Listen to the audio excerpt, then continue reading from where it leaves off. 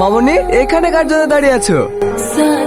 আজকে অত সহজে যেতে দেবো না, একটু কাছে এসে। আবার বিয়া তুমি শুরু করে দিয়েছি।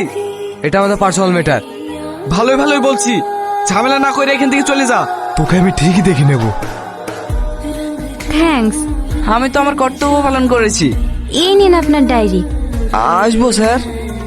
আরে সেলিম বাবু, ছোট ভাইটার জন্য মাঝে মাঝে কলেজে আসতে হয়, আপনি বলে ওকে দেখা করতে বলেছেন। কলেজে ওপেনে স্মোকিং করে, কোন স্যার কিছু বললে মুখে মুখে তর্ক করে, আবার মেয়েদেরকেও বিরক্ত করে বেড়ায়। বললে কিছু করিসনি?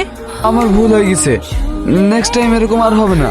আমাদের কলেজে একটা ছোট্ট অনুষ্ঠানের আয়োজন করা হয়েছে, আপনি অবশ্যই আসবেন। রোহন, তুমি মঞ্চে এসো। প্রধান জানাবেন আমাদের মাননীয় প্রধান সাহেব সেলিম মহাশয়। সরি স্যার, আমি এনার হাত থেকে সম্মানপত্রটা নিতে পারবো না।